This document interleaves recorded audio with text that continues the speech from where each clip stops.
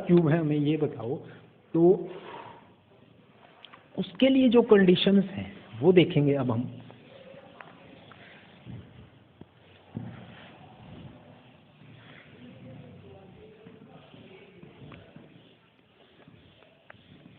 या वो हमसे पूछ ले एक नंबर दे करके कि क्या वह एक क्यूब नंबर है या नहीं है, ठीक है। तो हम क्या करेंगे उसके लिए फाइंड आउट करेंगे। तो मैं एक बार एग्जांपल देख लेता हूँ। जैसे कि वो कह रहा है इज 243 अ परफेक्ट क्यूब, ठीक है।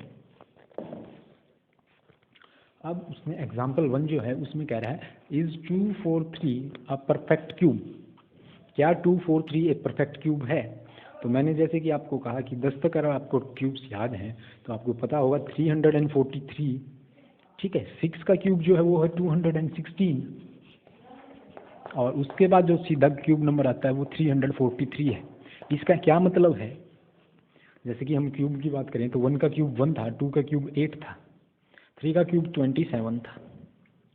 अब ये जो 1 है इसे हम क्यूब नंबर कहेंगे, ये जो 8 है इसे क्यूब नंबर कहेंगे या परफेक्ट क्यूब कहेंगे। इन्हें हम या तो परफेक्ट क्यूब कहेंगे या फिर एक क्यूब नंबर कहेंगे।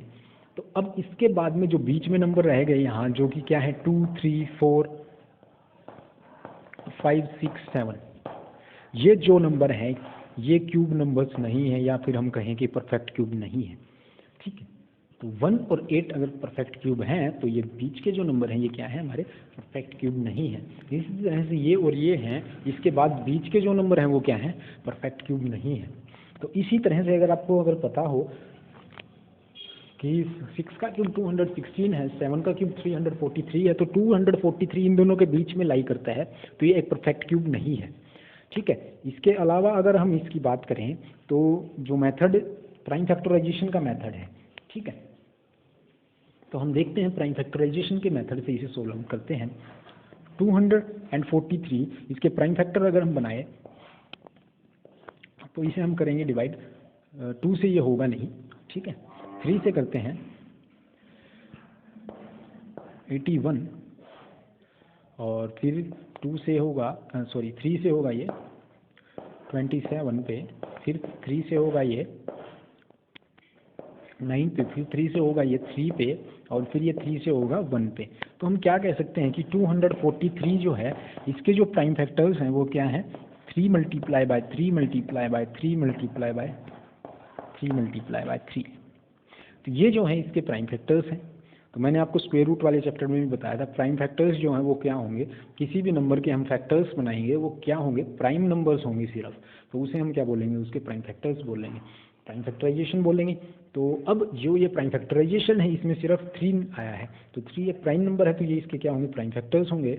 अब यह हमें कह रहा है कि ये बताओ आप ये परफेक्ट क्यूब है या नहीं, एक क्यूब नंबर है या नहीं। तो जब भी हम किसी भी नंबर को प्राइम फैक्टराइजेशन से बताएंगे कि ये परफेक्ट क्यूब है या नहीं, तो हम क्या करेंगे कि जो ये नंबर हैं प्राइम फैक्टर्स हैं इनमें 3 नंबर्स का ग्रुप लेंगे, 3 नंबर्स एक जैसे 3 नंबर्स का ग्रुप लेंगे। जैसे कि यहाँ 3 कितनी टाइम्स है, 3 टाइम्स ही है, और ये जो है ये अगला नंबर का पेयर जो है ग्रुप जो है ये सिर्फ 2 टाइम्स 3 का बना है, ये 3 टाइम्स नहीं बना है। तो ये जो है अगर इसमें एक बार और 3 आ जाता तो ये 2 कंप्लीट ग्रुप्स बन जाते हैं हमारे पास 3 के, 3 में, ठीक है। लेकिन अब यहाँ ये 3 है नहीं, ये एक पेयर तो कंप्लीट है, लेकिन ये वाला जो ग्रुप है ये हमारा कंप्लीट नहीं है, तो ये जो नंबर है ये एक परफेक्ट क्यूब नहीं है। मैंने आपसे यहाँ क्या बात कही है, हम 3 का एक ग्रुप बनाएंगे और वो जो 3 नंबर हैं वो सेम होंगे। कहीं आप सोचें कि इसके अगर ये प्राइम फैक्टर ये होते तो ये एक 3 का हम ग्रुप बना दें, तो ये ग्रुप नहीं है। हम ग्रुप क्या बनाएंगे, सेम नंबर का ही ग्रुप बनाएंगे। जैसे कि यहाँ 3, 3, 3 है, ठीक है। अगर 2, 2, 2 है कहीं पे, तो ये हमारा क्या होगा, एक ग्रुप होगा 2 का, और ये एक परफेक्ट क्यूब नंबर होगा। देखिए ये किसका होगा, 2 multiply by 2 multiply by 2 that is 8। 8 किसका क्यूब था, हमारा 2 का क्यूब था। अब वो किसका होगा ये अगर हमसे पूछता है तो 3 का ग्रुप है उसमें से कोरस्पॉन्डिंगली हम क्या लेंगे, एक नंबर लेंगे। तो ये जो 8 है ये क्या रहेगा, 2 का क्यूब रहेगा, ठीक है। तो इस तरह से हम क्या कहेंगे कि ये नंबर है। अब इसके बाद जो पहले बात तो यही पूछेगा कि ये नंबर क्या है, हमारा परफेक्ट क्यूब है या नहीं। उसके बाद वो हमसे दो तरह से क्वेश्चन और पूछ सकता है कि इस नंबर में मैं एट लीस्ट नंबर क्या मल्टीप्लाई करूं, छोटे से छोटा कौन सा नंबर मल्टीप्लाई करूं कि ये नंबर जो है क्या बन जाए, एक परफेक्ट क्यूब बन जाए। तो इसके लिए आप देखिए, इसे हमें परफेक्ट क्यूब बनाना है और इसमें क्या करना है, मल्टीप्लाई करना है। मल्टीप्लाई करना है मतलब यहाँ एक नंबर लेके आना है, तो वो नंबर हम क्या लेके आए कि ये एक परफेक्ट क्यूब बन जाए। तो मैंने आपको कहा कि ये 3 का ग्रुप जो है ये कंप्लीट है अपने आप में, लेकिन यहाँ एक 3 के ग्रुप में 3 की कमी है। तो अगर हम इस नंबर को 3 से मल्टीप्लाई कर दें, मतलब यहाँ भी 3 से मल्टीप्लाई किया हमने और इस नंबर को यहाँ भी 3 से मल्टीप्लाई किया है, तो ये जो है, अब ये जो है क्या बन गया, हमारा परफेक्ट क्यूब बन गया।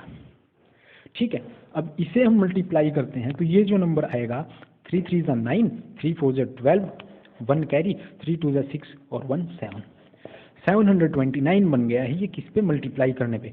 यानी कि 729 जो है इसके प्राइम फैक्टर अगर हम करेंगे तो ये और ये वाला 3 एक ऐड हो गया as it is 3 multiply by 3 multiply by 3 multiply by 3 multiply by 3 and multiply by 3।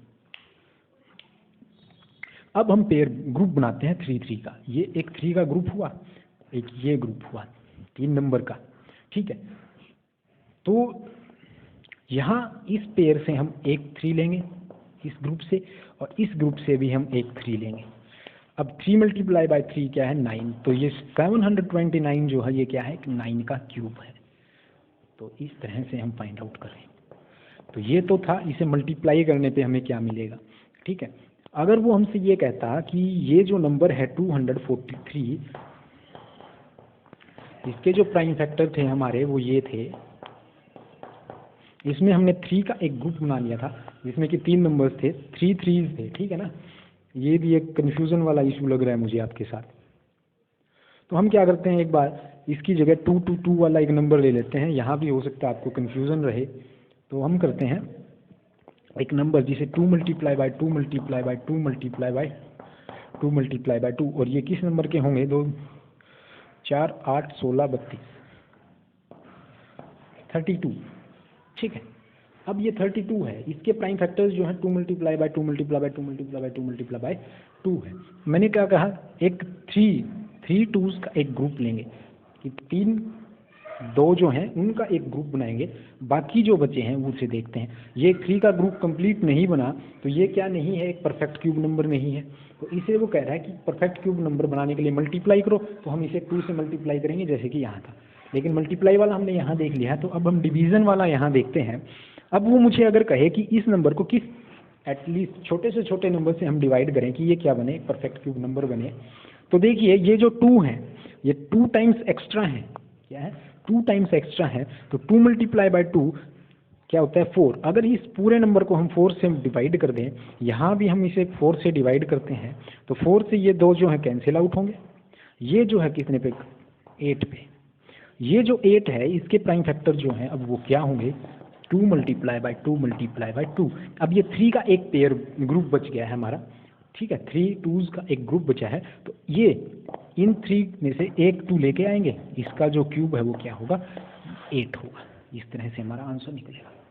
ठीक है, तो इस तरह से इस पूरी एक्सरसाइज में हम क्वेश्चंस को सोल्व आउट कर रहे होंगे।